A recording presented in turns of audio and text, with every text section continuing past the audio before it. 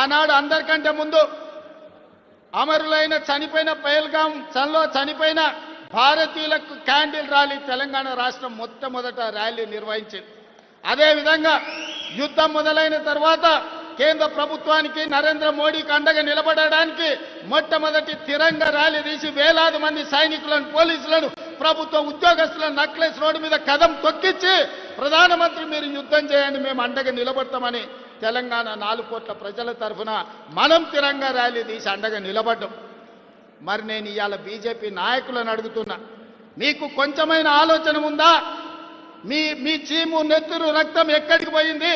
ఇవాళ పాకిస్తాన్ నుండి మన దేశంలో చొచ్చుకొచ్చి 26 మందిని పొట్టన పెట్టుకోవడమే కాదు, యుద్ధం నువ్వు ప్రకటిస్తే నీ యుద్ధంలో 36 మందిని కశ్మీర్లో మళ్ళీ పాకిస్తాన్ వాడే చంపితే మీరు మీ పార్టీ ఏం చేస్తున్నారు? గాడిద పళ్ళు దొమ్ముతున్నారా? నేను బీజేపీలను అడుగుతున్నా. ఇవాళ జరిగిన పరిణామాలు ఈ దేశంలో బీజేపీ చేస్తున్న రాజకీయాలను ఈ దేశ ప్రజలు ఆలోచన చేయాలి. యుద్ధమన్నా దేశ భద్రతన్నా రాజకీయాలకు అతీతమని మన నాయకుడు రాహుల్ గాంధీ గారు చెప్తే, యుద్ధమైనా యుద్ధ నీతైనా ఏదైనా మాకు రాజకీయమే, ఎన్నికల లబ్ధి అని ఈనాడు తిరంగా ర్యాలీ పేరు మీద నరేంద్ర మోడీ గారు బయలుదేరి కాంగ్రెస్ పార్టీని రాహుల్ గాంధీ గారిని విమర్శిస్తున్నాడు. ఇది ఎక్కడి నీతి అని నేను బీజేపీ నాయకులను అడుగుతున్నా. ఇవాళ కాంగ్రెస్ను ఎందుకు విమర్శిస్తున్నారు? 67లో చైనాను ఓడించినందుకు విమర్శిస్తురా? 71లో పాకిస్తాన్ని 2 ముక్కలు చేసినందుకు ఓడిస్తురా? మొన్న జరిగిన పహల్గాం దాడిలో నీకు అండగా నిలబడి నీకు మద్దతు ఇచ్చి యుద్ధం చేయమని వీర తిలకం దిద్ది మేం పంపిస్తే నువ్వు బుద్ధిమంతుడికి సర్ది కడతానంట, బొడ్రాయి కాడ భోంచేసి బోర్ల బుక్కల వండుకున్నాంట. మేము నరేంద్ర మోడీ గారికి వీర తిలకం దిద్ది యుద్ధం చేయాలి అంటే నేను యుద్ధం విరమించుకున్నా అని చెప్పి ఈరోజు మోడీ గారు ట్రంప్ బెదిరిస్తే యుద్ధాన్ని ఆపేసి ఇవాళ బీజేపీ వాళ్ళకు ఏం చూసి తిరంగా ర్యాలీ చేస్తున్నారే? ఎవరి కోసం తిరంగా ర్యాలీ చేస్తున్నారు? యుద్ధంలో చచ్చిపోయిన సైనికుల గురించి ఒక్కసారి ఆలోచన చేసిండ్రా? పహల్గాంలో చచ్చిపోయిన భారతీయులైన అమాయకుల గురించి ఆలోచన చేసిండ్రా? యుద్ధం సందర్భంగా పాకిస్తాన్ పేల్చిన లాంచర్లతో కశ్మీర్లో చనిపోయిన సైనిక పౌరుల గురించి ఆలోచన చేసిండ్రా? ఇవాళ దేనికోసం బీజేపీలు తిరంగా ర్యాలీ తీస్తున్నారని నేను అడుగుతున్నా. ఆనాడు పాకిస్తాన్ మీ మీదకి వచ్చినప్పుడు మేం కావాల్సి వచ్చిందా?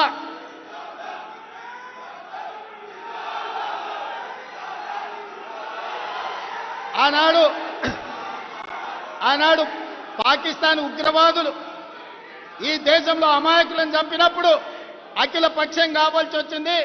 కాంగ్రెస్ పార్టీ అండగా నిలబడాల్సిన అవసరం కనిపించింది. కానీ ట్రంప్ బెదిరించగానే నువ్వు యుద్ధాన్ని విరమించుకున్నప్పుడు అఖిల పక్షాన్ని ఎందుకు పిలవలేదని మేము సూటిగా అడుగుతున్నాం ఈ దేశ ప్రధానమంత్రిని.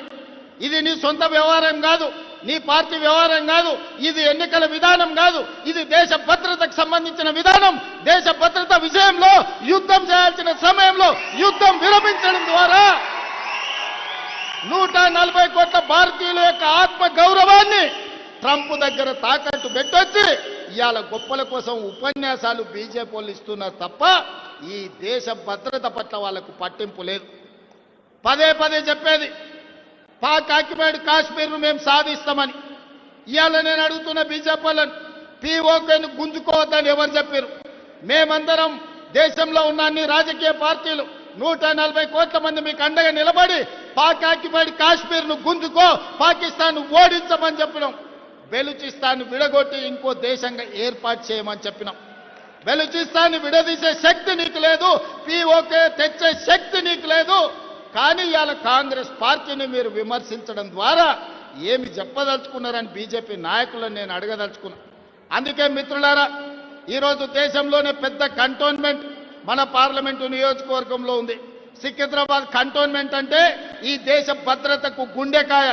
ఈరోజు ఇక్కడున్న సైనికులే ఈ యుద్ధంలో పాల్గొని ఈ తెలంగాణలో ముఖ్యంగా ఇక్కడ తయారు చేసిన యుద్ధ విమానాలే ఈరోజు యుద్ధంలో దేశం యొక్క గౌరవాన్ని నిలబెట్టినాయి. మోడీ గారు తెచ్చిన రాఫెల్ యుద్ధ విమానాలు మన పాకిస్తాన్ కూల్చింది. ఎన్ని కూల్చిందో రాఫెల్ గురించి చెప్పమంటే ఈరోజు చర్చ లేదు. ఈరోజు మన దేశం కాదని ఇతర దేశాల నుంచి రాఫెల్ యుద్ధ విమానాలను కొనుగోలు చేసిన మోడీ గారు మీరు జవాబు చెప్పండి. మన పాకిస్తాన్తో జరిగిన యుద్ధంలో ఎన్ని రాఫెల్ యుద్ధ విమానాలు పాకిస్తాన్ నేలగూల్చిందో మీరు లెక్క చెప్పండి. గొప్పల కోసం వేల కోట్ల రూపాయల కాంట్రాక్టులు మీకు కావాల్సిన వాళ్ళకి ఇచ్చి ఇవాళ రాఫెల్ యుద్ధ విమానాలు కొన్నారు. అవి ఎందుకు నేలగూలినాయో ఇవాళ ప్రజలకు సమాధానం చెప్పాలి. అందుకే మిత్రులారా, ఇవాళ ఈ ర్యాలీ ఎన్నికల కోసం కాదు, ఈ ర్యాలీ ఓట్ల కోసం కాదు, ఈ ర్యాలీ కాంగ్రెస్ పార్టీ కోసం కాదు. ఈ ర్యాలీ వేలాది మంది తరలి వచ్చింది ఈ దేశ సైనికుల యొక్క స్థైర్యాన్ని నిలబెట్టడానికి, ఆత్మ గౌరవాన్ని పెంపొందించడానికి. మన యుద్ధంలో పాల్గొన్న సైనికులు మా వాళ్ళు, మా ఆత్మ గౌరవం సైనికులకు మేము అండగా నిలబడ్డామని ఇవాళ మల్కాజ్గిరి పార్లమెంటు ప్రాంతంలో వేలాది మంది కదం దొక్కింది. సైనికులకు అండగా నిలబడడానికి యుద్ధాన్ని విరమించడం ద్వారా సైనికుల ఆత్మ గౌరవాన్ని, ఆత్మస్థైర్యాన్ని బీజేపీ దెబ్బతీస్తే ఆ సైనికులకు అండగా నిలబడడానికి ఇవాళ వేలాదిగా మనము ఈరోజు బయటకు వచ్చి సైనికులకు అండగా నిలబడ్డాం. అందుకే ఇవాళ ఈ వేదిక మీద నుంచి ఎన్నికలు కాదు, దేశ భద్రత వచ్చినప్పుడు కాంగ్రెస్ పార్టీ దేశ భద్రతకు నిలబడుతుంది. ఆడొకటి ఈడొకటి తలమాసినోడు కాంగ్రెస్ ఏం చేసింది అని అంటాడు. కాంగ్రెస్ ఏం చేసింది? దేశానికి స్వతంత్రం తెచ్చింది. కాంగ్రెస్ ఏం చేసింది? మహాత్మా గాంధీ గారు ఈ దేశం కోసం నేల కొరిగిండు. కాంగ్రెస్ ఏం చేసింది? ఈ దేశం కోసం ఇందిరాగాంధీ ప్రాణ త్యాగం చేసింది, ఈ తీవ్రవాదుల చేతుల్లో ప్రాణాలు అర్పించింది. కాంగ్రెస్ ఏం చేసింది? రాజీవ్ గాంధీ దేశాన్ని రక్షించడంలో ఈ దేశం కోసం సర్వం త్యాగం చేశారు. మోతీలాల్ జవహర్లాల్ నెహ్రూ స్వతంత్రం కోసం పోరాటం చేయడమే కాదు, నెహ్రూ 10 సంవత్సరాలు బ్రిటిష్ వాళ్ళు జైల్లో పెట్టినరు. వేల కోట్ల రూపాయల ఆస్తులు ఆనాడు దేశం కోసం సర్వం అంకితం చేశారు. ఇవాళ 75 సంవత్సరాల తర్వాత కశ్మీర్ నుంచి కన్యాకుమారి నుంచి కశ్మీర్ వరకు 150 రోజులు 4000 కిలోమీటర్లు మండు టెండల్లో మంచు కొండల్లో పేద ప్రజల కోసం పాదయాత్ర చేసిన రాహుల్ గాంధీ ఈ దేశానికి నాయకత్వం ఇచ్చడానికి 75 ఏళ్ల తర్వాత సొంత ఇల్లు లేని నాయకుడు ఎవరైనా ఉన్నారు అనంటే మన నాయకుడు రాహుల్ గాంధీ గారు. ఇది కాంగ్రెస్ ఈ దేశం కోసం చేసిన త్యాగం అని చెప్పి నేను ఈరోజు చెప్పదలుచుకున్నా. అందుకే మిత్రులారా, ఇక మోడీ కాలం చెల్లిన రూపాయి, మోడీ రద్దయిపోయిన 1000 రూపాయల నోటు లాంటోడు ఈరోజు రాహుల్ గాంధీ గారి నాయకత్వం ఈ దేశానికి అవసరం ఉన్నది.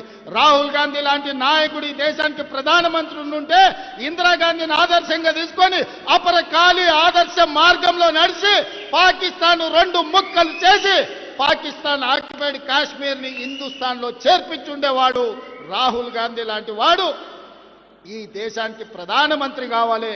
ఇక్కడున్న మనం అందరం ఈ వేదిక మీద నుంచి ప్రతిజ్ఞ చేయాలి, ఎప్పుడు ఎన్నికలు జరిగినా ఈ దేశానికి ప్రధానమంత్రిగా రాహుల్ గాంధీ గారిని గెలిపించాలి. అప్పుడే ఈ దేశం యొక్క రక్షణ కాపాడుతుంది, ఈ దేశానికి మేలు జరుగుతుంది. అందుకే మిత్రులారా, ఈడున్న వాళ్ళందరికీ నా విజ్ఞప్తి ఒక్కటే, ప్రధానమంత్రి మోడీ వల్ల దేశ గౌరవం నిలబడదు, ఈ దేశాన్ని యుద్ధంలో గెలిపించడు. ఇందిరాగాంధీ గారి మనవడైన రాహుల్ గాంధీ ఈ దేశానికి ప్రధానమంత్రి కావాలి.